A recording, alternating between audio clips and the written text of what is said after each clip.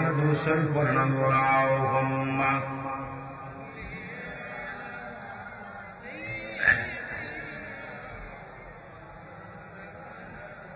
وعلى آل سيدنا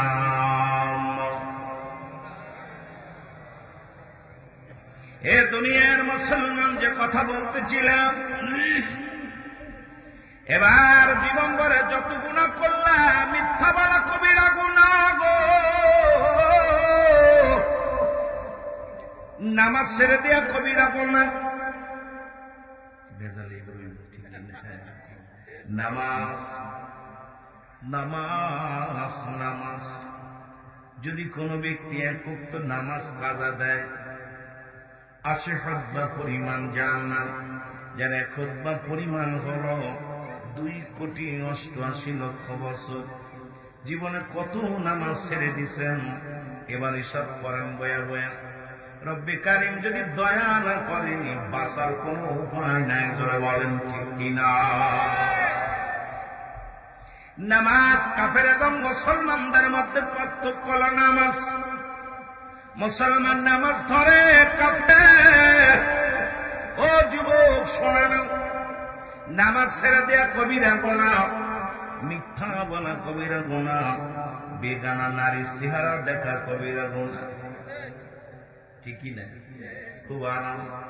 এই ওয়াজ করলে বাংলাদেশের 90% আলেম ধরা পড়ে যাবে। আজকে আমাকে পর্দার মধ্যে দেখাচ্ছেন, কোন নারী কি হালাতে দেখে জানি না রে বাবা। যদিও ভাইরাল হওয়ার বিষয় আমরা শুরু করেছি এগুলো, কিন্তু একবার কি চিন্তা করো না, যাদের দেখা দিয়া জায়েজ তাদের সঙ্গে বিয়ে করা হারাম, যাদের সঙ্গে দেখা দিয়া হারাম তাদের সঙ্গে বিয়ে করা জায়েজ। বেগানা নারীর সঙ্গে দেখা দিয়া হারাম, কবিরা গুনাহ। বেগানা পুরুষের সঙ্গে দেখা দিয়া কবিরা গুনাহ। এত গুনাহ করেছেন, গুনাহগুলো মাফের দরকার আছে কিনা? এই সমস্ত আজ করতে গেলে পল্লী এলাকা, যদিও গ্রাম টাউন এলাকা নবীনগর, তবুও দেখছি অনেক শ্রেণী মানুষ কবিরা গুনাহগুলার কোন ব্যক্তি হালালকে হারাম বললে সে কাফের। হালালকে হারাম বলার ইখতিয়ার কারণ নেই। আমার ভাইরা, আমার বন্ধুরা, আল্লামা কুতুবী রাহমাতুল্লাহ বয়ান করে, দুনিয়ার মানুষ শোনো, বান্দা যখন এই গুনাহের কথা মনে করিয়া জান্নাতের বাগানে বইয়া খাস তওবা করে ডাকবে, আল্লাহ আমার জীবনের শেষ মাহফিল, শেষ রাতে আল্লাহ কবরের ভয়ে, জাহান্নামের ভয়ে, বান্দা যখন খাস তওবা করে আল্লাহ বলে ডাক দেয়, আমার আল্লাহ রব্বুল আলামিন বান্দার জীবনের দরিয়া দরিয়া গুনাহগুলো মাফ করে দেয়। জোরে বলেন মারহাবা। এই সুযোগ পেয়েও মারহাবা, আলহামদুলিল্লাহ, সুবহানাল্লাহ কইতে পারছেন। জান্নাতের বাগানে নিয়ত করে আসছেন সগীরা গুনাহ মাফ।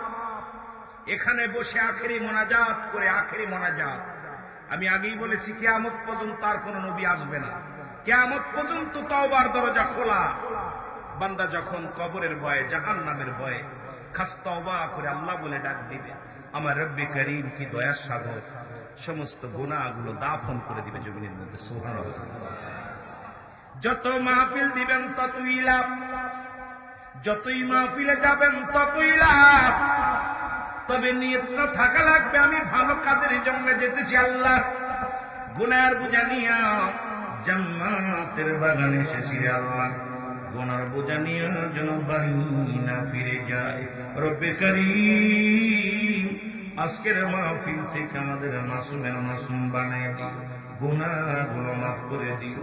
জোরে জোরে চিল্লায় বলা যাবে না আমিন। মহব্বতের সঙ্গে দুরূদ শরীফ পড়েন আল্লাহুম্মা। জোরে জোরে।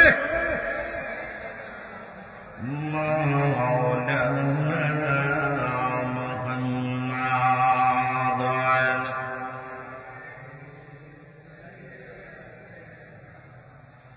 মাওলানা।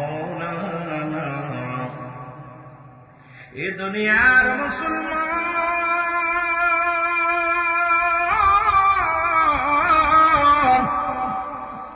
মানুষের তিনটা বিপদ নাম্বার 1 হলো মানুষের মরণ, 2 নাম্বার বিপদ হলো কবর, 3 নাম্বার বিপদ হলো কিয়ামতের ময়দান। ঠিক কি না? কয়টা বিপদ? 3টা বিপদ। মনে করে না মৃত্যুটা যে কত কঠিন, একবার যদি মরতে তাহলে বুঝতাম, যদি মরা পর বাঁচতাম তাহলে বুঝতে পারতাম মরণটা কত যন্ত্রণা। তবে ইমানদারের মৃত্যু কত সহজ হয় রে বাবা। যেমনি আটা গোলায়া খামির বানাইয়া, এই খামিরের মধ্যে যদি একটা চুল পড়ে, চুলটা যেমন টান দিয়ে যেমন নিলে আটার মধ্যে টের পাওয়া যায় না, ইমানদারের মৃত্যুটা ঠিক সেমনি হয়। আমাদের কি ইমানদার হওয়ার দরকার আছে কিনা? আমার মরণা শিবে কখন কেউ তো জানি না। আমার এই আমি চলে যাব, আমায় তোমরা ভুইলা যাইও না। আমি চলে যাব, ভুইলা যাইও না। আমার মরণ আসিবে কখন কেউ তো জানি না। আমার টাকা পয়সা দালান কোটাও যাহা করেছি, সব কিছু ফেলাইয়া যাচ্ছি, একাই চলেছি রে আমি। সব কিছু ফেলাইয়া যাচ্ছি, একাই চলেছি। আমি যাবার কালে ভেবে দেখি আমার কেহ নাই। আমি যাবার কালে নাই, আমার মরণ আসিবে কখন কেউ তো জানি না। আমার মরণ আসিবে। দুনিয়ার মুসলমান শুনে নাও,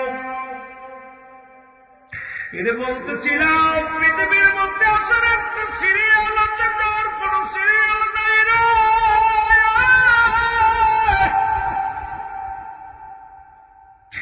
বাবার কাঁধে সন্তানের লাশ, সন্তানের কাঁধে বাবার লাশ, এই দাদার কাঁধে নাতির লাশ, নাতির কাঁধে দাদার লাশ। এই লাশ বহনকারী ব্যক্তি জানে সন্তানের লাশ কত ভারী। আজকে কবর গরস্থানের বাসীদের জন্য দুয়ার মাহফিল, কে বা কার জন্য কান্দে। 3টা জিনিস কাজে লাগে। নাম্বার 1 হলো নিকাম, নাম্বার 2 সদকায়ে জারিয়া, নাম্বার 3 নেককার সন্তান। আজকে এমন সন্তান দেখে গেছি, আমি মনে করি এলাকাবাসী বড় ধন্য। এলাকার সুসন্তান আজকে যুব সমাজ, তারা কমিটি করে গ্রামবাসীদের জন্য দোয়ার আয়োজন করেছে। কে বা কার জন্য কান্দে।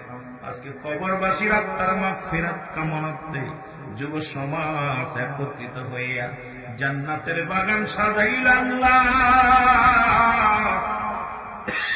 এই মহল্লায় যত কবরবাসী শুয়ে আছে আল্লাহ, সবার কবরে আযাব তুমি মাফ করে দিও আল্লাহ।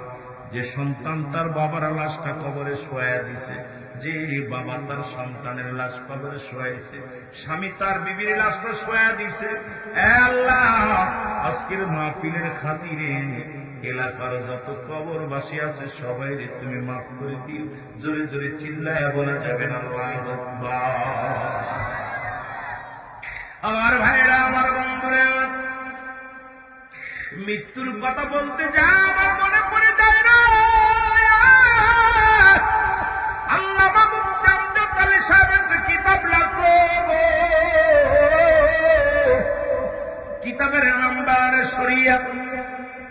এই কিতাবের মধ্যে লিখতে যা বললেন, দুনিয়ার মানুষ শুনে না, মানুষ যখন সাধারণ মৃত্যুবরণ করে 70টা তাজা উটের গায়ের চামড়া জবাই না করিয়া উল্টো দিকে টান দিয়া লবণ আর মরিচ লাগা দিলে যতটুকু যন্ত্রণা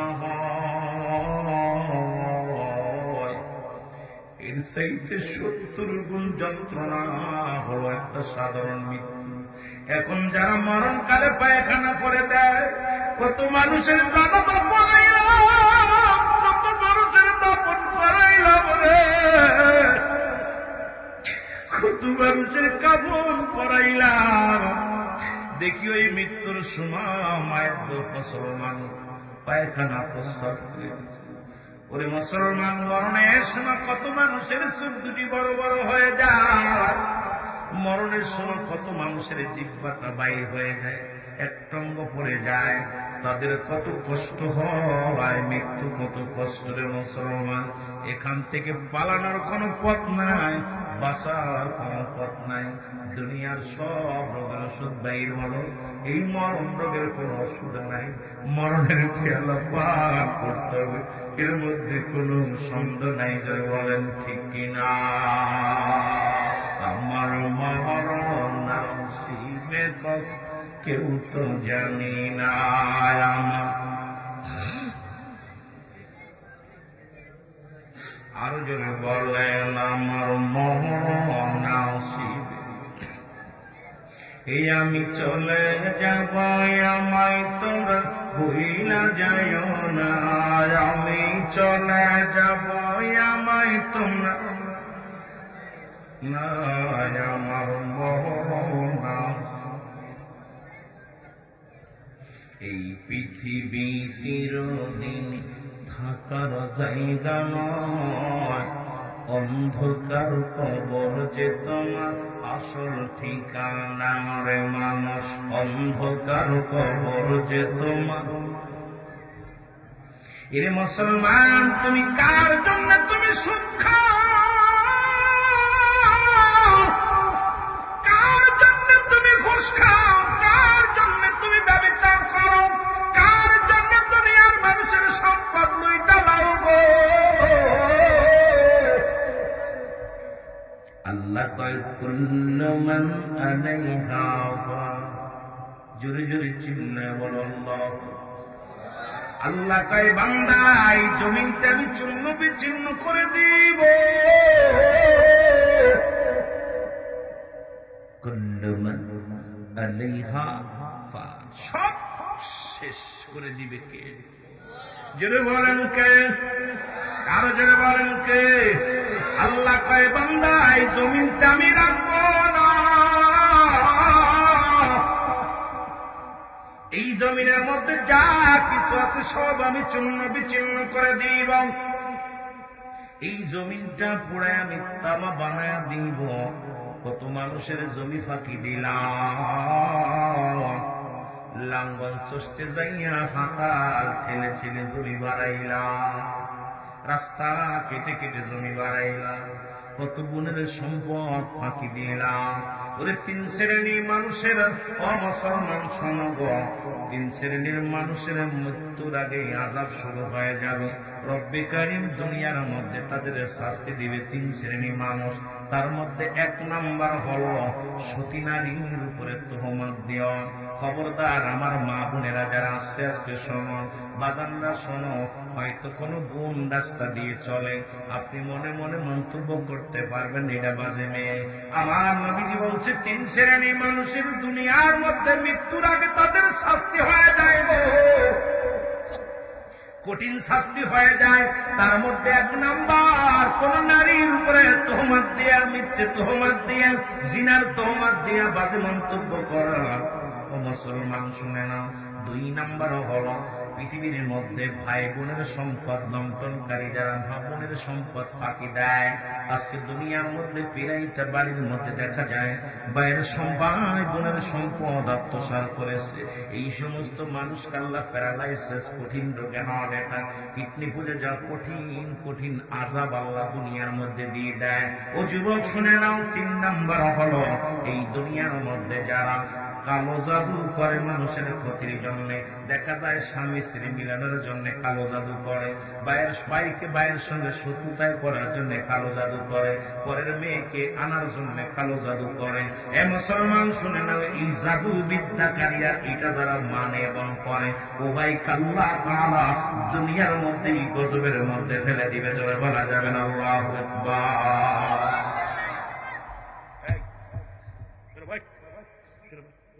কথা বলেছি এই জায়গা কি এখন তোদের তো পড়াইতেছে বানর থেকে কেমনে মানুষ হয়েছে এইসব ওয়াস্তব আল্লাহ কথা বুঝেন আমাদের অবস্থা খারাপ শিক্ষাঙ্গন অবস্থা খারাপ জাতীয় সমাজ সব শেষ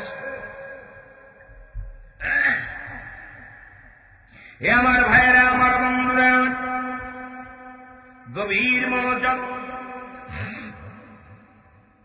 যে কথাগুলো বলে দিলেন কান্ডা লাগা শোনো ও যুবক বন্ধুরা যেটা আমি বলতেছিলাম মৃত্যুর যন্ত্রণার কথা 70টা তাজাউটের গ্যার সামরা জবাই না করিয়া উল্টো দিকে টান দেয়া লবণ আর মরিচ লাগা দিলে যতটুকু যন্ত্রণা হয়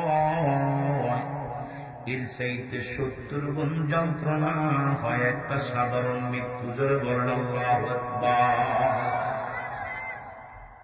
মরণ যে কত কঠিন, কঠিনের কঠিন, যে একবার মৃত্যু যাত্রী থেকে বেঁচে আসছে তারে জিগাইবেন, যে কঠিন একটা অপারেশন করছে তারে জিগাইবেন, গলায় রশি নিচে মৃত্যুবরণ করে নাই, বিষ খাইছে মৃত্যুবরণ করে নাই, ওরে জিগাইবেন ভাই প্রয়োজনে ভিক্ষা করে খামু আর রশি নিতে রাজি নাই, ওরে জিগাইবেন কয় বিষ আর খাইতাম না, প্রয়োজন হলে এমনি যা হয় হোক। মরণটা বড় কঠিন। এ আমার ভাইরা আমার বন্ধুরা, যেটা বলতেছিলাম আল্লাহ কয় বান্দা এই পৃথিবীর মধ্যে আমি কিচ্ছু বলতে কিচ্ছু রাখবো না, এই জমিনটা আমি পুরায়া তামা বানায় দিব। কি হবে? কি হবে? যারা বলেন কি হবে? তামা বানায় দিবে। একটু মাটি জমিনের মধ্যে খুঁজে পাওয়া যাবে না, কারণ এই কত মাটি ফাঁকি দিলাম, কত জমিন মানুষের লেখা নিলাম, কত অত্যাচার করলাম। যে কথা বলতে যে একটু পিছনে চলে গেছিলাম রে, এই মাটিটা পুরায়া তামা বানায় দিবে আমার আল্লাহ। আল্লাহ কয় বান্দারে এই জমিনের মধ্যে 3 ভাগ পানি 1 ভাগ মাটি, ওই পানিগুলো পুড়ে আমি আল্লাহ বানায় দিব। একটু বুঝার দরকার বাবা, একটু বুঝলে আপনার আর দুর্নীতি করা সম্ভব না। কার জন্য ঘুষ খাও, কার জন্য সুদ খাও, কার জন্য জিনা ব্যভিচার করো, কার জন্য তুমি অন্যায় করো, একবার চিন্তা করে দেখো। এই জমিনটারে পুরায়া বানায় দিবে আমার আল্লাহ তামা। যে জমিনের জন্য মাথা ফাটাইলাম, ফেসবুক খুললেই দেখা যায় জমি জমা নিয়ে মারামারি করে হট্টগোল করিয়া এক ভাই আর এক ভাইয়ের মাথায় বাড়ি মেরে মেরে ফেলতেছে, বাবাকে কেটে টুকরা টুকরা করে ফেলেছে, মাকে মারিয়া মুসলমান ফ্রিজে লাগায় রাখছে, কত সন্তান তার বাবাকে মারিয়া ঘর থেকে বাইর করে দিছে, কত সন্তানের অত্যাচারে বাবা পথে পথে ভিখারি হয়ে ঘুরছে। আল্লাহ আল্লাহ। ও আমার ভাইরা, আমার বন্ধুরা, আমার আমি যে কথাগুলো বলি দিলের কান্ডা লাগা শোনো।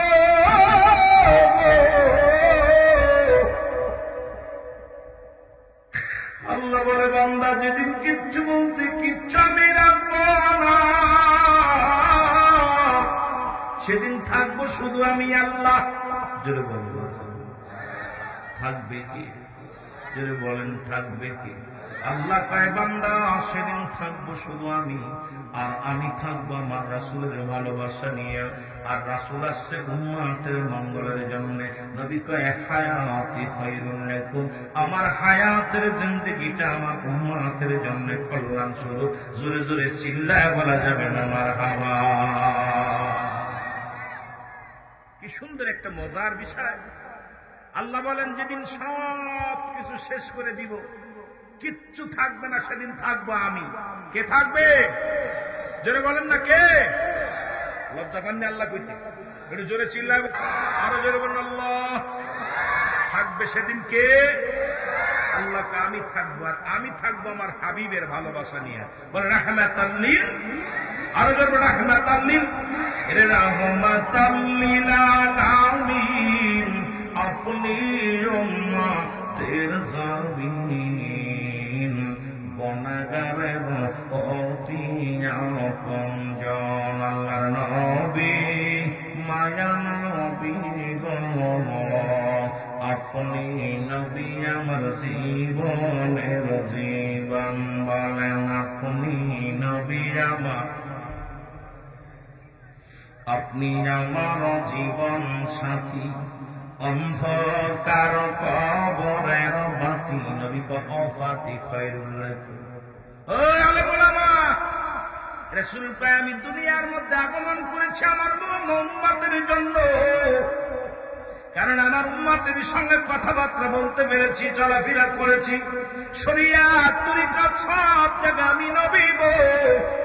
আবার আমি বিদায় নিলাম আমার উম্মতের জন্য, ওফাতি খায়রুল লাকুম, নবী আমার ওফাতটা, আমার ইন্তেকালটাও আমার উম্মতের জন্য কল্যাণ স্বরূপ।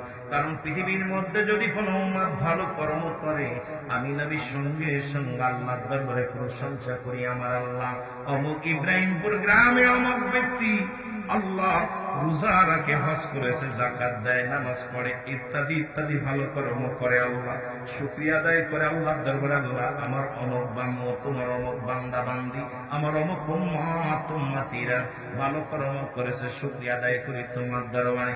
আবার কোন উম্মত যদি পৃথিবীর মধ্যে কোন গুনাহের কাজ করে গো, নবী কয় সঙ্গে সঙ্গে আমি নবী আমার উম্মতের হইয়া আল্লাহর দরবারে ইস্তেগফার করি, মাফ চাই, ক্ষমা চাই। অন্যায় করে ছেলে মাফ চায় বাবায়, অন্যায় করে গ্রামের ছেলে মাফ চাই, চেয়ারম্যান মেম্বার যাইয়া, অন্যায় ভুল করে উম্মতিরা ক্ষমা চায়, রাহমাতাল লিল আলামিন। এই নবীর পক্ষে থাকা লাগবে কি লাগবে না? আওয়াজটায় জোর নাই, আরে আওয়াজটায় জোর নাই। সেই নবীর পক্ষে আমি তো আমার পক্ষে থাকতে বলতেছি না। কার পক্ষে থাকবেন? যারা বলেন কার? মদিনা যাইতে পারলাম না, মদিনা দেখতে পারলাম না, মদিনা যাইতে পারলাম না, মদিনা আমি অসহায় এত দূরের, আমি অসহায় তাই এত দূরের, শুধুই সালাম জানায়, বলো শুধুই সালাম জানায়, মদিনা যাইতে পারলাম না, মদিনা। সবাই বলেন মদিনা যাইতে পারলাম না, মদিনা। মদিনা নাম কত মধু,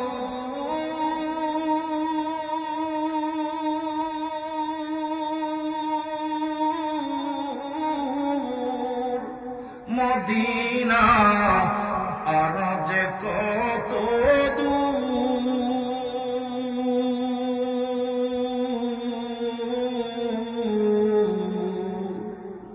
মদিনা নাম কত মধু,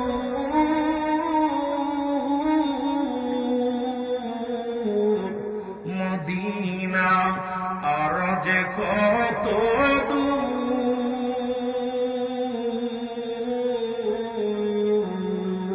আর ওই মদিনার পথের ধুলি বালো, ওই মদিনার মাকুতে পারলাম না, মদিনা যাইতে পারলাম না, মদিনা। আর ধরে বলেন মদিনা যাইতে পারলাম না, মদিনা।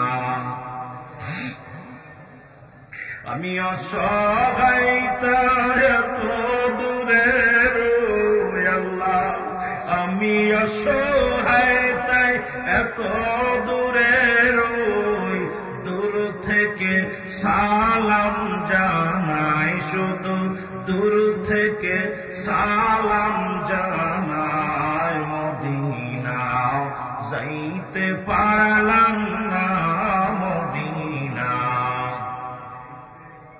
আর জোরে বলা যাবে না মদিনা যাইতে পারলাম না মদিনা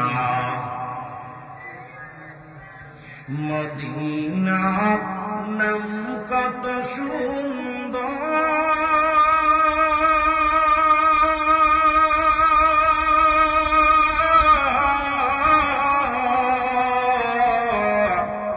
মদিনা কের সে অন্ত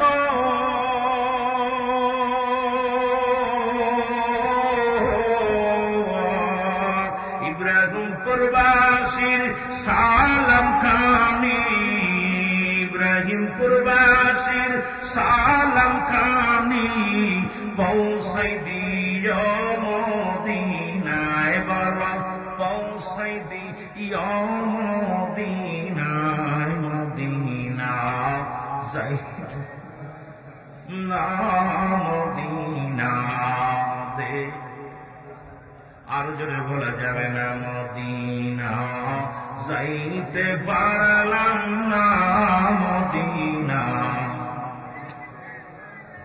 আমি অসহায় তাই এত দূরে আমি অসহায় তাই এত দূরে শুধুই সালাম জানাই বাবা শুধুই সালাম জানাই মদিনা যাইতে পারলাম না মদিনা মদিনা পূবাল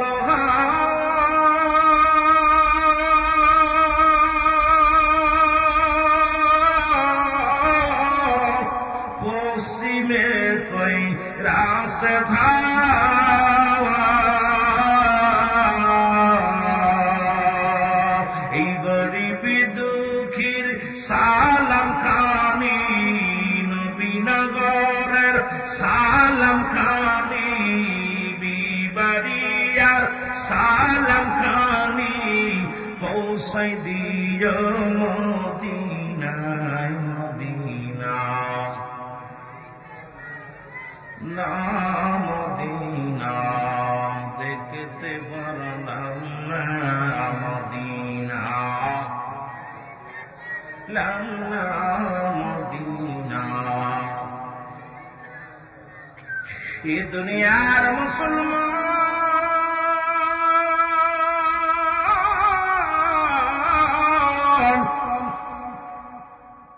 আমি মৃত্যুর কথা বলতেছিলাম তো স্রষ্টার মৃত্যু নাই সৃষ্টির মৃত্যু আছে রে যেটা বলেন ঠিক কিনা স্রষ্টার মৃত্যু নাই সৃষ্টির মৃত্যু আছে ফিরাউন নমরুদ কারণ যারা খোদাই দাবি করেছিল পৃথিবীর মধ্যে নাই তারা বিদায় হয়ে গেছে পৃথিবীর মধ্যে 4 জন প্রতাপশালী বাদশা ছিল তারাও বিদায় হয়ে গেছে মুসলমানদের মধ্যে 2 জন আল্লাহ সারা পৃথিবীর খলিফা বানানো হলো সারা পৃথিবীর শাসক তাদের বানাই দেওয়া হলো মুসলমানদের মধ্যে একজনের নাম হল নবী সুলাইমান ও যুবকেরা দিলের কান্ডা লাগা শোনো আল্লাহ তাকে একটা মুজিজার সিয়ার দান করেছিল যার মধ্যে বসিয়া যখন যাইতে বলত মুসলমান পেট্রোল লাগতো না হওয়া লাগতো না ডিজেল লাগতো না সারা পৃথিবী ঘুরিয়া ঘুরিয়া দেখত এই ক্ষমতার মালিক কে গো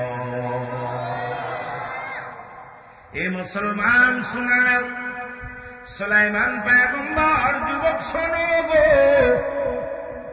উনি একদিন এই চেয়ার দিয়া ঘুরিয়া একটু সাগরের পাশে দাঁড়াইল ওই সাগরের পাশে দাঁড়াইয়া দেখে একটা ব্যাঙ বাস্তবর কোন দিকে চলে যায় বড় বিপদ মৃত্যুর ওয়াজ করতে যাইয়া হঠাৎ করে চলে যাচ্ছি কোন দিকে রে বাবা এত ওয়াজ বেড়ে গেলে তো বিপদ সুলাইমান পয়গম্বর দাঁড়ায় আছে দেখে একটা মুসলমান শুনে নাও কি সুলাইমান পয়গম্বর দেখে একটা পিপিলিকা এই পিপিলিকাটা একটা মুখের মধ্যে একটা দানা নিয়ে শস্য নিয়ে গুটি গুটি পায়ে সাগরের দিকে রওনা হয়ে গেছে। পয়গম্বর সুলাইমান চিন্তা করে, হারে মনে হয় পিপাসায় কাতর হয়েছে পিপিলিকাটা, এর পানি খাইতে যায় সাগরে। আরে কি পাগল পোকাটা, কারণ সাগরের ঢেউ একবারে চলে যাবে ভেসে। তবু দাঁড়ায় দাঁড়ায় দেখতে লাগলেন, সাগরের কন্যারে যায় পিপিলিকা দাঁড়াইলেন, সাগর থেকে একটা ব্যাঙ উঠলেন। এবার হা করে মুসলমান হা করলেন, সঙ্গে সঙ্গে পিপিলিকাটা তার গালের মধ্যে ঢুকে গেল, ব্যাঙটা সাগরের মধ্যে ডুব দিল। সুলাইমান পয়গম্বর বড় আশ্চর্য হয়ে দেখতে লাগলো, আল্লাহ এ কি দেখাইলা, কেন সাগরে পানি খাইতে আসলো? মনে হয় ওই পিপিলিকাটা ব্যাঙ সাগরে কই থেকে আসলো, ব্যাঙটা তাকে খেয়ে ফেললো রে আল্লাহ। দাঁড়ায় রইলেন, দেখা যাক কি হয়। হঠাৎ দেখে ব্যাঙটা আবার পানির ভিতর থেকে উঠছে, উঠিয়া যখন হা করলেন, এবার পিপিলিকাটা গালের ভিতর থেকে বাইরে হয়ে আসলো। গুটি গুটি পায়ে যখন হাঁটতে লাগলেন, সুলাইমান পয়গম্বর দেখে মুখের মধ্যে কোনো আহার নাই, সেই তারাটা নাই, কি শস্যটা নাই। ডাকতে বলে, পিপিলিকা দাঁড়াও। পিপিলিকা ডাক দিয়া বলে, হুজুর পয়গম্বর নবী সুলাইমান, আপনি আমাকে ডাকছেন? বলে, হ্যাঁ তোমারে ডাকছি। শোনো, একটু আগে তোমার মুখের মধ্যে একটা শস্য দেখলাম, গুটি গুটি পায়ে হেঁটে আসলে, এখন সাগরের মধ্য থেকে একটা ব্যাঙ উঠলো, তোমাকে হাও হা করে খেয়ে ফেললো। আমি মনে করেছি খেয়ে ফেললো, আবার তোমার দেখলাম ছেড়ে দিয়ে গেল, কারণটা কি? পিপিলিকা ডাকতে পায়, পয়গম্বর সুলাইমান, এর তাম পৃথিবীর মালিক হলো আমার রব্বে কারিম। ওই সাগরের মধ্যে একটা পাথরের মধ্যে আটকা পড়ে গেছে একটা প্রাণী, ওই প্রাণীটাকে খাওয়ানোর জন্য রব্বুল আলামিন আমাকে এবং ব্যাংকে দায়িত্ব দিছে রে। ব্যাং সাগরের ভিতরে তো আমি পিপিলিকা তো সাগরের পানির নিচে যাইতে পারি না। সারাদিন বলে মাঠ থেকে শস্য দানা তুলে আনি, এটা মুখ দিয়ে তুলে আনি, আর সাগরের পাশে দাঁড়ায়, আর ওই ব্যাংটা উপর থেকে উঠে এসে পানির ভিতর থেকে উঠে এসে আমাকে নিয়ে যায়, আবার ওনাকে খাওয়ায়া ওই ওই পশুটাকে খাওয়ায়া চলে আসে। ওরে সুলাইমান পয়গম্বর ডাকতে কয়, রব্বে কারিম, সাগরের মধ্যে একটা প্রাণী তাকেও তুমি খাওয়াও। আমার আল্লাহ কয়, পয়গম্বর সুলাইমান, সমস্ত মাকলুকার খাওয়ানোর দায়িত্ব আমি রব্বে কারিমের। যেখানে যে হালাত হবে সব প্রাণীকে আমি বাঁচাই, আমি খাওয়াই, সব কিছুর মালিক হলো আমি।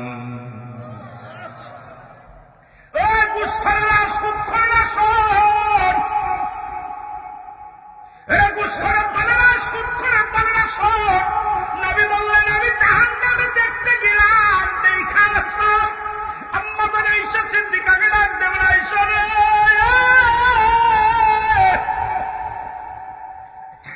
আমি কান্না করে রাখতে পারি নাই রে আয়েশা, শোনো,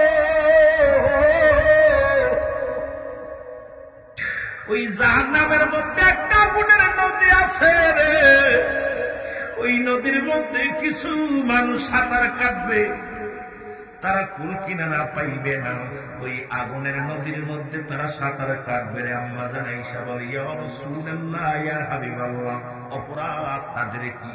আম্মা জান আয়েশা বলে, আমার নবী আয়েশা রে, এই সমস্ত মানুষগুলো ছিল দুনিয়ার মধ্যে সুদখোর এবং ঘুষখোর। এই ঘুষখোর আর সুদখোরের জন্য একটা নির্দিষ্ট জায়গা আল্লাহ রেখে দিয়েছে, সেটা হলো জাহান্নামের মধ্যে একটা আগুনের নদী।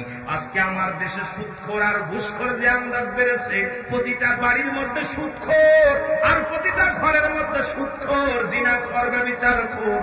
আমার যুবক বন্ধুরা শুনে নাও, শুনে নাও। আর এই জিন্দেগির মধ্যে যদি আল্লাহ প্রাণীটাকে পানির ভিতরে নিয়ে খাওয়াইতে পারে, তোমাকে দুনিয়ায় পাঠাইছে, ধৈর্য ধরো, রব্বে কারিম তোমাকে খাওয়াইবে। আলো চিন্তা করো, সুদ ঘুষ ছেড়ে দিয়া জীবন যাপন করো, দুনিয়ার জিন্দেগি ছেড়ে দিয়া পরপারের জিন্দেগি করার জন্য প্রস্তুতি হও। জোরে বলেন ঠিক কিনা?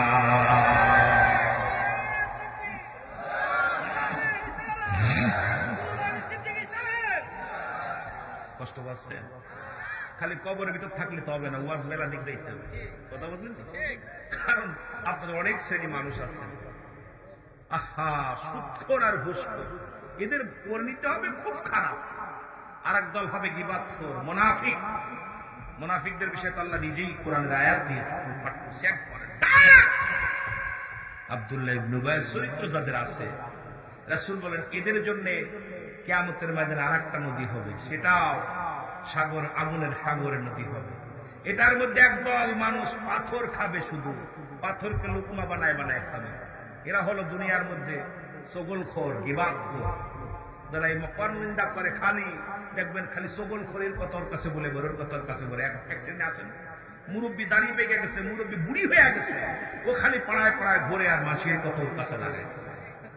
ঠিক কি আল্লাহ কমিনান নাস, মানুষের মধ্যে মায়াগুলো, তারা বলবে আমান্নাতুল ঈমান আনসা বিল্লাহি আল্লাহ আবিনাউমিল আখিরা, আখিরাতের উপর বিশ্বাস স্থাপন করছে। মা মুমিনিন, একদল মুনাফিক আছে, মুমিন ভাববে, মুত্তাকিন সাজবে, রাসূলের কদমের মধ্যে গেছে, কিন্তু তারা মুমিন মুত্তাকিন হতে পারে না। আল্লাহ ওদের জন্য রেখে দিলাম মুরিদাতুল কাফিরিন, এই কাফের বেঈমান মুনাফিকদের জন্য প্রস্তুতি আছে 7টা জাহান্নাম। কিনা কিনা যাবেন, একটু হাত তুলে দিন।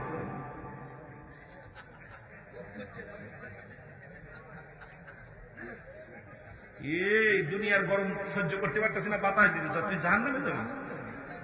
কোথায় যেতি রে বাবা, কোথাও জিনিস সব প্যাস লেগে গেছে। মাগুরার ভাষা আর বিবাড়িয়ার ভাষা এক না। আমার নবীনগরের ভাষা, আমার মাগুরা জেলার ভাষা যশোর মাগুরা, কথা বুঝলেন? তবুও আমি তো বইয়ের ভাষা ব্যবহার করি, যাতে বুঝতে সহজ না। তারপরে এক দেশের গালি, এক দেশের বলি। একটু মহব্বতের শহর মদিনা, মদিনা আশিক মুমিনের ঠিকানা, বলো না মদিনা, মদিনা। আয় হায় দিদার চায়, কাঁদো তোমরা দিদার চায়, সাউন্ড দেন, হও না নবীর দিওয়ানা, মদিনা, মদিনা। কষ্ট হয়, যদিও গজল গা আমার ঠিক না, তাও মাঝে মাঝে যুবকদেরকে দিতে হয়, কথা বুঝলেননি? ওয়াদের ময়দানে গজল গার পক্ষে আমিও না, কিন্তু দেখি অনেক যুবক গুলো একটু খোরাক শান্তি পায়। বলো না মদিনা, মদিনা আশিক মুমিনের ঠিকানা, বলো না মদিনা আশিক মুমিন। আয় ভাই দিদার চায়, কাঁদো তোমরা দিদার চায়, কাঁদো তোমরা, হও না নবীর দিওয়ানা, মদিনা, মদিনা। এর নবীর প্রিয় সাহাবী হযরত আবু বকর সিদ্দিকী, বলো নবীর প্রিয় সাহাবী, अब ভালোবেসে শুইল পাশে, ভালোবেসে শুইল পাশে, যাইয়া সে তাই দেখো না আশিক মুমিনের ঠিকানা, বলো না মদিনা। আয় হায় দিদার চায়, কাঁদো তোমরা দিদার চায়, কাঁদো তোমরা, হও না নবীর দিওয়ানা, মদিনা আশিক মুমিনের ঠিকানা, বলো না মদিনা। বাবা জালালউদ্দিন সুয়ুতি পুসাতুর দেখলো নবীজি, বলো জালালউদ্দিন সুয়ুতি পুসাতুর দেখ, ওরে এতবার দেখিয়াও নবী, এতবার দেখিয়াও নবী, তৃষ্ণা তাহার মেটে না। আশিক মুমিনের ঠিকানা, বলো না মদিনা। আয় হায় দিদার ছেড়ে কাঁদো তোমরা দিদার ছেড়ে, কাঁদো তোমরা, হও না নবীর দিওয়ানা, মদিনা আশিক কালো হাবশি বেলাল ভালোবাসলো ওই নবীকে, ও বলো কালো হাবশি বেলাল ভালোবাসলো ওই নবীকে, ওরে ইসলামের পথ মোহাম্মদ জিন, ইসলামের পথ মোহাম্মদ জিন বানাইলেন রব্বানা মদিনা। আশিক মুমিনের ঠিকানা, বলো না মদিনা। এ দুনিয়ার মুসলমান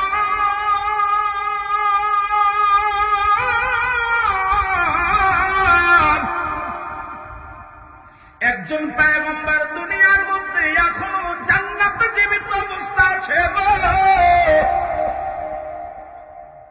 চারজন ব্যক্তি এখনো জিন্দা আছে। তাদের মধ্যে একজন হলো পাহাড়ের দায়িত্ব আছে, নামটা জানা আছে। পাহাড়ের দায়িত্বের নবীর উপরে দিছে, পাহাড়ের দায়িত্ব দিছে রব্বে কারীম। সেই মানুষটার নাম হলো, মুসলমান শোনো শোনো, নাম হলো হযরত ইলিয়াস আলাইহিস সালাম। একজন পানির দায়িত্ব আছে, তার নাম হলো হযরত খিজির আলাইহিস সালাম। উনি একজন জান্নাতের মধ্যে এখন জীবিত আছে, তার নাম হলো হযরত ইদ্রিস আলাইহিস সালাম। আর একজন নবীর উম্মত হয়ে দুনিয়ার মধ্যে আগমন করবে, তার নামটা তো সবার জানা উচিত। আখের নবীর উম্মত হয়ে দুনিয়ার মধ্যে আগমন করবে, নামটা জানা আছে? মারহাবা, জোরে বলেন না, কি নাম? হযরত ঈসা আলাইহিস সালাম। জোরে বলা যাবে না মারহাবা? হযরত ইদ্রিস আলাইহিস সালাম জান্নাতের মধ্যে আছে। ওনাকে মৃত্যু হলো, আবার তাকে জীবিত করা হলো, জান্নাত জাহান্নাম দেখানো হলো। উনি এখনো জান্নাতের মধ্যে জীবিত অবস্থায় আছে। ওনাকে ডাকতে বলেন, আমার আল্লাহ ডাকতে বলে, ইদ্রিস তুমি জান্নাত পেয়ে কি হ্যাপি, খুশি হয়েছে? বলে, রব্বে কারীম তোমার জান্নাত পেয়ে অতুলনীয় খুশি হয়েছি গো, তবে তোমার আজরাইল বুঝি আমার সাথে ভালো ব্যবহার করে নাই। আবার আল্লাহ ডাকতে বলে, আজরাইল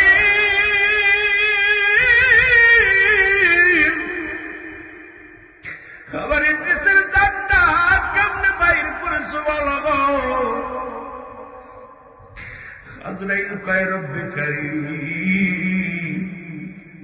ওই মায়ের বুকে দুধ খাইতে খাইতে সন্তান যেমনি ঘুমায় যায়, তোমার নবীর জানটা তেমনি বাইর করেছে।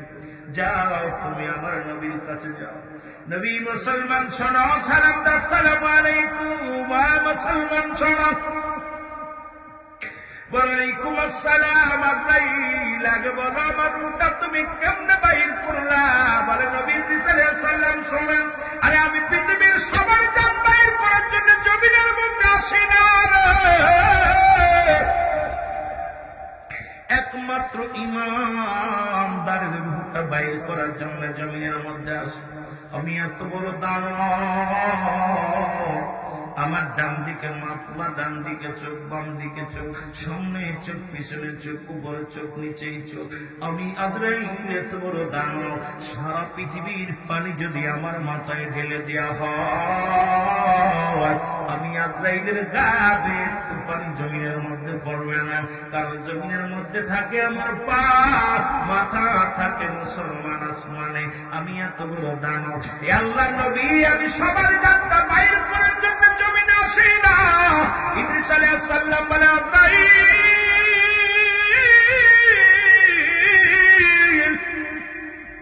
তুমি আমার রূহটা কি রূপম বাইর করেছো বলো? ডাকতে পারো, হুজুর, ও হুজুর শোনেন গো, মায়ের বুকে দুধ খাইতে খাইতে সন্তান যেমনি ঘুমায়া যায়, তদ্রূপ আমার আপনার রূহটা বাইর করেছে, শুধু মাথার উপরে হাতটা রেখেছিলাম, কোনো কষ্ট দিই নাই। ইদ্রিস আলাইহিস সালাম একটা চিৎকার দিয়ে বলে, আজরাইল এই মৃত্যু যদি এত কঠিন হয় রে, এই মৃত্যু যদি এত কঠিন হয়, তাহলে কঠিন মৃত্যুটা কত কঠিন, জোরে জোরে চিল্লায় বলা যাবে না আল্লাহু আকবার। আর একটু জোরে জোরে চিল্লায় বলা যাবে না আল্লাহু আকবার। এখন যারা মৃত্যুকালে পায়খানা করে দেয়, মৃত্যুকালে যারা প্রস্রাব করে দেয়, একটাঙ্গ করে যায়, ওই মৃত্যুর সময় যারা কাছে থাকেন মুসলমান, দেখছেন আপনজনদের মৃত্যু যারা দেখছেন কত কষ্ট হয়। ও রব্বে কারীম আমাদের মৃত্যুটা তুমি সহজ করে দিও, জোরে জোরে চিল্লায় বলা যাবে না আল্লাহু আকবার। রে আজ না হয় কাল তুমি যাইবা কবরে, যাবার কালে দেখবে চেয়ে গো তোমার সবই রইল। আর যদি বলেন যাবার কালে দেখবে চেয়ে গো তোমার সবই রইল। যাবার বেলা তোমার দাদাই গেছে বাবাই গেছে আর কেউ নাই আসলো ফিরে তোমার তো যাইতে হবে রে ও ভাই অন্ধকার কবরে তোমার তো যাইতে হবে রে বলো আজ না হয় কাল তুমি আজ না হয় যাইবা কবরে যাবার বেলা দেখবে চেয়ে গো তোমার ছবি রইল।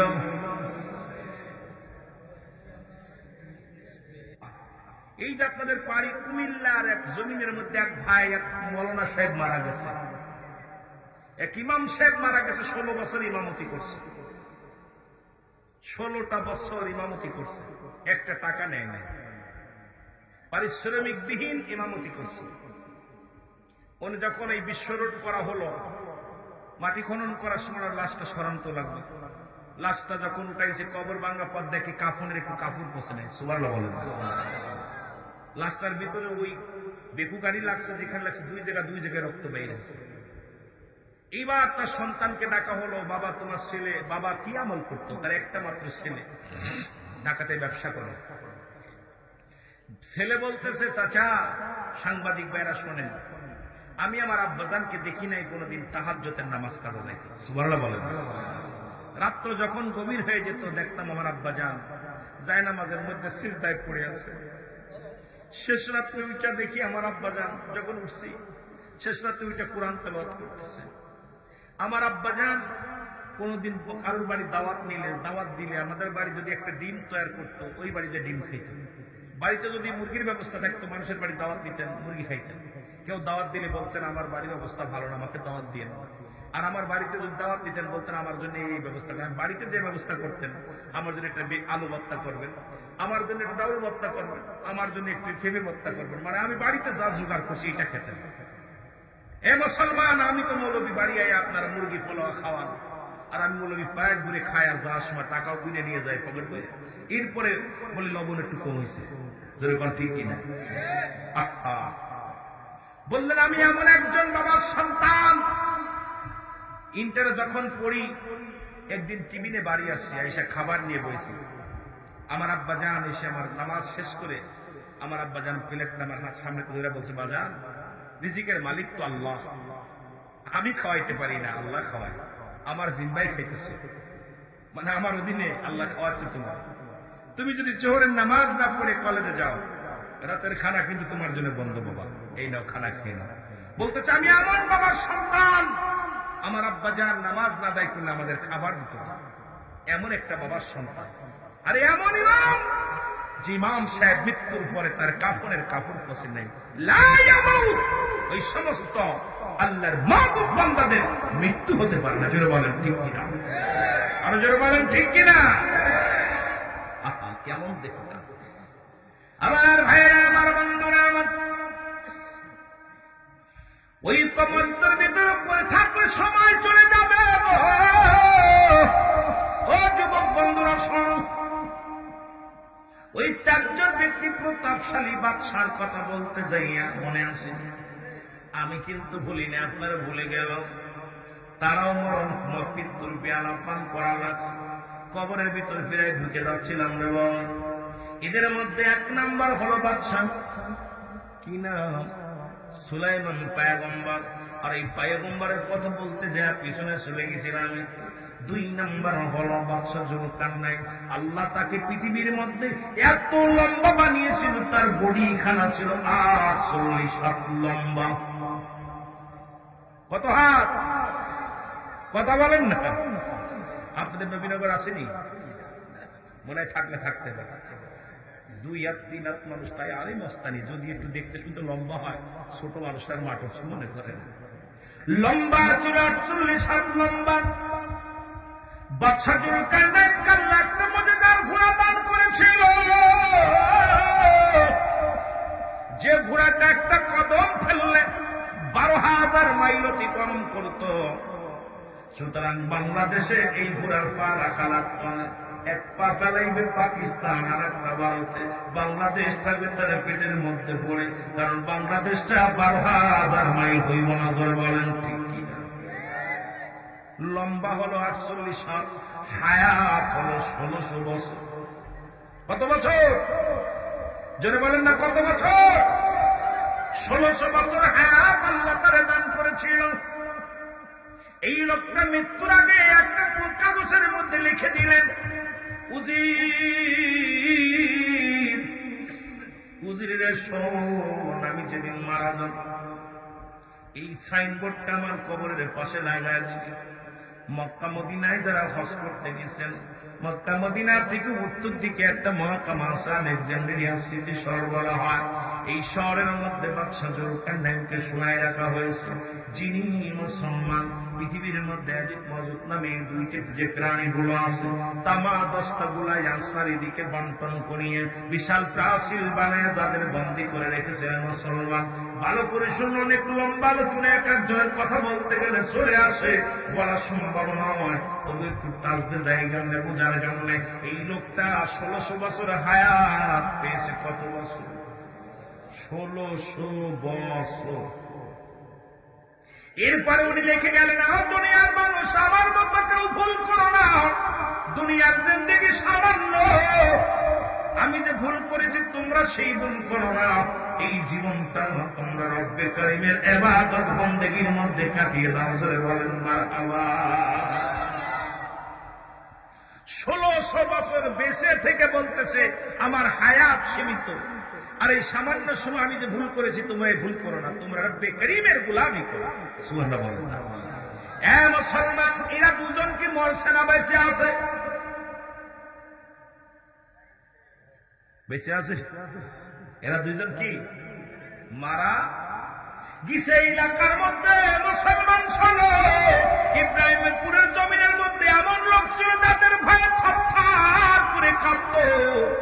ওই নেতারে দাওয়াত না দিলে মাহফিল বন্ধ হয়ে যেত, ওই নেতার বক্তৃতা নিতে না দিলে পরে মুসলমান অফিস আদালত বন্ধ হয়ে যেত।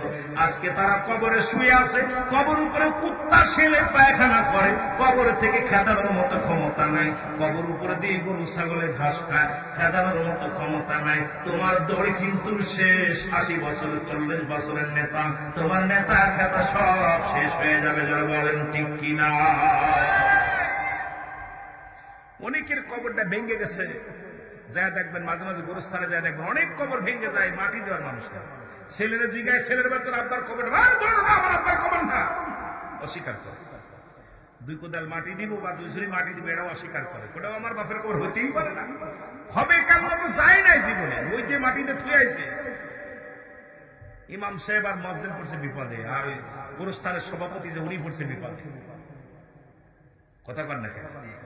এই কবরবাসী শুয়ে আছে, তারা কত কষ্ট পাচ্ছে। কবরে আযাব হয়, এর মধ্যে কোনো সন্দেহ নাই। কিন্তু ওই কপাল পোড়া ছেলে রেখে গেছে, সেই ছেলেগুলো শিকার যায় না। আমার আব্বার কবর, মার কবর, ভাইয়ের কবর শিকার যায়। আমার ভাইয়েরা, আমার কাফেরদের মধ্যে দুজন, একজন নাম হলো ফিরাউন বা নমরুদ। যেহেতু ফিরাউন বললে বুঝায় মিশরের যিনি অধিবাসী হয়, মিশরের যিনি শাসক হয়, ওকেই তো ফিরাউন উপাধি দেওয়া হয়। ওই লোকটার মূল নাম ছিল নমরুদ। আল্লাহ তাকে দুনিয়ার মধ্যে অনেক ধন সম্পদ, টাকা পয়সা দান করেছিল, তাম পৃথিবীর শাসক বানিয়ে দিয়েছিল। তারপরও দুনিয়ার মধ্যে খোদা দাবি করেছিল। এই কপাল পোড়ার মরণ হয়েছে না বেঁচে আছে? কথা কন, মরছে না বেঁচে আছে? আর একজন ছিল বাদশা বাদন বক্তানসর, ইনাকু আল্লাহ দুনিয়ার মধ্যে বিশাল ধন সম্পদের মালিক বানিয়ে দিয়েছিল। তারপর আল্লাহর সঙ্গে নাফরমানি করেছে। পৃথিবীর মধ্যে মুসলমানদের মধ্যে দুজন, কাফেরদের মধ্যে দুজন, রব্বে কারীম পৃথিবীর শাসক, বড় শাসক বানিয়ে দিয়েছিল। যারা দেখি আমাকে ভুলে যায় কিনা, আমার প্রতি নাফরমানি করে কিনা, আমার প্রতি গোলামি করে কিনা, এগুলো বোঝানোর জন্য রব্বে কারীম এদেরকে দুনিয়ার মধ্যে তারা নাফরমানি করে চলে গেল। ও বান্দা, আজকে ইব্রাহিমপুরের জমিনে আল্লাহ ধন সম্পদ দিছে, টাকা দিছে, বাড়ি দিছে, সব দিছে, তারপর নাফরমানি করো বান্দা। জোরে জোরে বলেন ঠিক কিনা? 2 নাম্বার বিপদ হলো মানুষের কবর।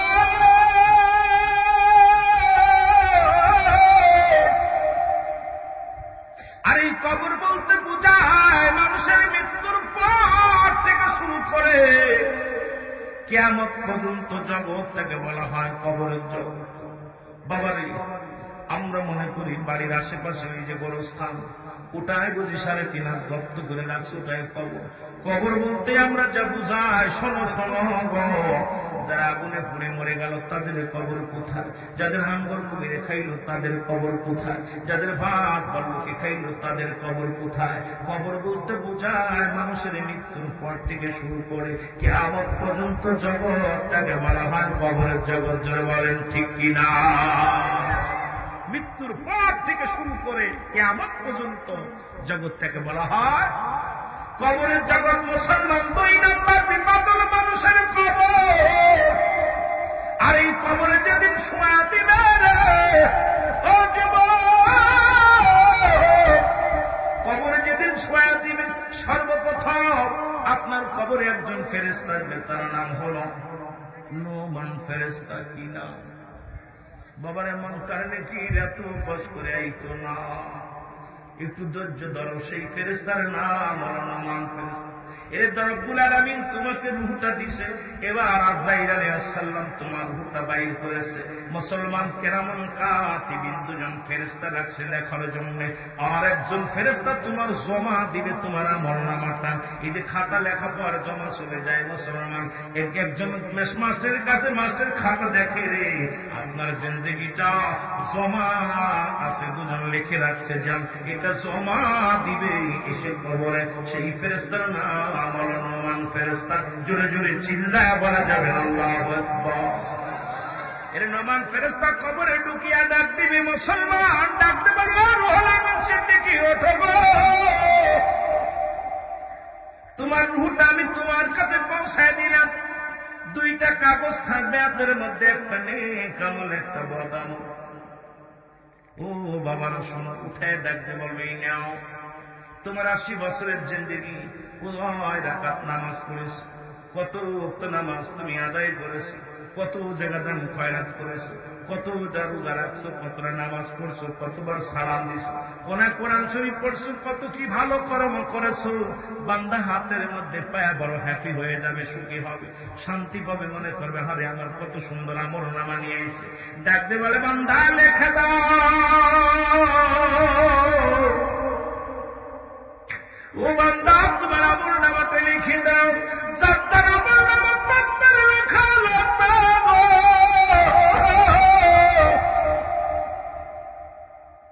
ওই কবরের ভিতরে তোমার টিপসই চলবে না, আমি লিখতে পারি না, বলা যাবে না।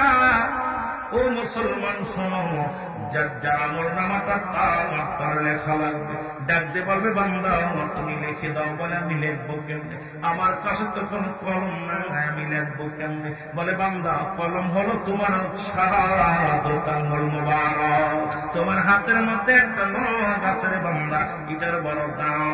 এটা হলো মুমিনের কলম, ইমানদারের কলম। এই কলমটা দিয়া মুসলমান, যে কলম দিয়া রব্বুল আলামিন আমার নবীর এমন পাওয়ার দিছে মুসলমান, চন্দ্রকে দ্বিখণ্ডিত করে দিছে শাহাদাত আঙ্গুল মুবারক দিয়া। মুসলমান কবরের ভিতরে প্রতিটা মানুষের আঙ্গুল মুবারক হবে কলম। জোরে জোরে বলো মারহাবা।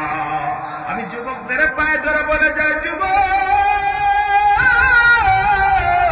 এই হাতটার বিড়ি ধরিস না, এই হাতটার গাঁজা ধরিস না, এই হাতটার মদ ধরিস না, এই হাতের মধ্যে আর হারাম জিনিস ধরিস না রে যুবক, সুদের টাকা ঘুষের টাকা ধরিস না। হাতটারে পবিত্র রাখ, এই হাতের আঙ্গুল মুবারক হবে তোর কলম। জোরে জোরে বলো মারহাবা।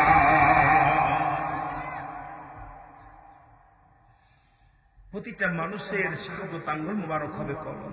ডাকতে বলে বান্দা আমি কলম পাইলাম, ও ফেরেশতা আমি তো কালি, কালামের কালি পাবো কই? বলে বান্দা কালি হলো তোমার মুখের থুতু মুবারক।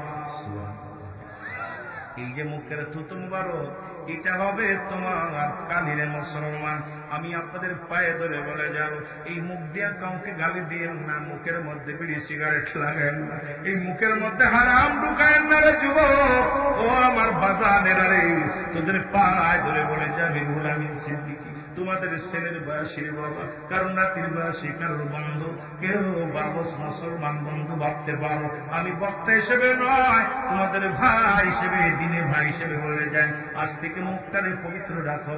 যে মুখের মধ্যে জন্মের প্রচন্ড, তোমার যখন তুমি মায়ের গর্ভে ছিলা, এর তোমার আম্মা জানের নাবির সঙ্গে তোমার নাবি জুড়ে দিছে। ওই কুরক্ত খায়া তুমি 10 মাস 10 দিন গর্ভে রেখেছে রে। একদিন রব্বে কারীম তোমার মুখ দেখানা খাওয়াই নাই, এই মুখটা পবিত্র রাখছে, এই মুখ আল্লাহর জিকির করবে, এই মুখ দিয়ে আমার মুসলমান নবীর দুরূদ পড়বি, এই মুখ দিয়ে কোরআন শরীফ তেলাওয়াত করবি, হাদিস পড়বি, এই মুখ দিয়ে ভালো কথা বলবি। ও যুবক, তোদের পায়ে ধরে বলে যায়, এই মুখের মধ্যে আর হারাম ঢোকাস না, এই মুখের মধ্যে আর বিড়িতে টান দিস না, এই মুখের মধ্যে আর গাঁজায় টান দিস না। তোদের পায়ে ধরে বলে যায়, আজ থেকে সাবধান হয়ে যাও। এই মুখের থুতু মুবারক যদি হয় কালি, কালি যদি নষ্ট হয়ে যায়, কলম বন্ধ হয়ে যাবে। এই জন্য কালিটা ভালো রাখার দরকার আছে কিনা? আরে এই মুখের থুতু মুবারক হবে কালি। কিছুদিন আগে একটা গজল গেয়েছিলাম, মনে কি কষ্ট পেয়েছে। ও বোড়ার চুল পেকেছে, পাকছে, দাড়ি গাল করেছে, তোরা দেখ, তোরা দেখ রে, তবু বুড়া টানে সিগারে। বুড়ার পাও গেছে কবরে, বুড়ার হাতে নিছে লাঠি, বুড়ার মুখে জলে বাইরে, বুড়ার মুখে জলে বাইরে, জুনের গুদের বাতি। বুড়ার চুল পেকেছে, বুড়ার চুল পেকেছে, পাকছে, দাড়ি গাল করেছে, তোরা দেখ, তোরা দেখ রে, তবু বুড়া টানে সিগারে। ঠিক কিনা? দাড়িগুলো পাক ধরছে, লাঠি হাতে টান, 2 পাশে গলে যাচ্ছে। আর এই দেখো অন্ধকার রাত্রে জুনি পোকা জ্বলে, দেখছেন? জুনি পোকার কথা চলে না, হঠাৎ করে অন্ধকার বিড়ি টানছে, একবার জ্বলতেছে, একবার লিখতেছে, যায় দেখি বুড়া মানুষ। ঠিকই। গত কয়েকদিন আগে আলোচনা করতে বুড়া বলতেছি, আমার এক কমিটির একজন হুজুরি গজলটা গাইলেন, গাওয়ার পর এক বুড়ো কয়, হুজুর বিড়ি কি খালি আমরা খাই, জলটা খাই না। কথা বুঝে? তবে বিড়ি খাইলে, নিশা করলে 3টা উপকার হয়। কয়টা উপকার? জোরে বলেন কয়টা? জোরে বলেন কয়টা উপকার হয়? 3টা উপকার হয়। যত খাবেন খান। আমি জানি মাঝে মাঝে আরেকটা কথা বলি, কবরেতে আগুন পাবি, বিড়ি পাবি না, খারে জন্মের খাওয়া, যত খাবি খা। কবরেতে আগুন পাবি, বিড়ি পাবি না, ফেরেশতারা খায় না ঘুষ, থাকিবে না তোর যে হুশ। মরজান মারিবে ধরে, মুগুর মারিবে ধরে, রক্ষা পাবি না। কবরেতে আগুন পাবি, বিড়ি পাবি না। ঠিক কিনা? যদিও আরো মদ গাঁজার কথার দরকার ছিল, তো অত দূরে যাই না। যদি ফিরে আসে আলহামদুলিল্লাহ, ঠিক কিনা? যদি ফিরে আসে তাহলে ফেরেশতারা ঘুষ দিয়ে কাজ হইতো না। এখন তো পুলিশের ঘুষ দিলে মামলা দেয় না। ঠিক কিনা? কথা বলতেন না। আবার পুলিশটা শুনলে কবে আমাদের বিরুদ্ধে করছে। কথা বুঝলেন? এমন পুলিশ আছে তাহাজ্জুদের নামাজ পড়ে, এমন বড় বড় আছে 20 টাকা ঘুষ খায়। ঠিক কিনা? এরকম আছে। এই জন্য কিছু মানুষের জন্য পুরো পুরো সমাজ আজকে বিপদগামী। জোরে বলেন ঠিক কিনা? আমার বাবারা, 3টা বিপদ। যারা গাঁজা, মদ, ইয়াবা খায়, এই সংসারে শান্তি নাই, স্বামী স্ত্রী মিল নাই, বাবা মায়ের সন্তান শান্তি নাই, কোন শান্তি চলে আসছে। তা 3টা উপকার হয়। নাম্বার 1 বলবো? জোরে বলেন উপকার হয় বলবো? যুবকরা বলবো? 3টা উপকার। নাম্বার 1, 1 নাম্বার, ওরে কুকুরে কামড়ায় না। কারণ যারা দেখবেন মাদক সেবন করে অল্প বয়সে বুড়া হয়ে যায়। মাদক সেবন যারা সেবিকা, মাদক সেবনকারী যারা, বিড়ি, সিগারেট, গাঁজা, ইয়াবা, ওই আপনার ওই অনেক অনেক মাদক আছে, তো আমি তো নামটা তো কইতাম না। এগুলো যারা সেবন করে অধিফস করে বুড়া হয়ে যায়। আর বুড়া হলে মাজা যায় বেকা হয়ে, হাতে নেয় লাঠি। যার হাতে লাঠি থাকে তারা কি কুকুরে কামড়ায়? কুকুরে ভয় আছে না জানে? ও লাঠি নিয়ে যায়, কোন কাজ যাওয়া যাবে না, বাড়বে না। জোরে কোন ঠিক কিনা? ও ভয়তে কুকুরের কাজ যায় না। 2 নাম্বার, ওই বাড়ি চুরি হয় না। কারণ অল্প বয়সে ফুসফুসি নষ্ট হয়ে যায়, আপিন কাশে যায়, কাশি দেয়। চোরে কয় বাড়ি যাওয়া যাবে না, গেলে ধরা পড়ে যাবো। বন্দি যে বাড়ি মানুষ জেগে থাকে সে বাড়ি চোর যায়। কথা কন, তার মানুষ থাকে চোর যায়, ভয় আছে না? যে বাড়ি যে ঘরে মানুষ জেগে থাকে ওই ঘরে জীবনও চোর যায়, ভয় আছে তার। এই জন্য চোর ঢোকে না। 2 নাম্বার উপকার। 3 নাম্বার মরণ সহজ হয়।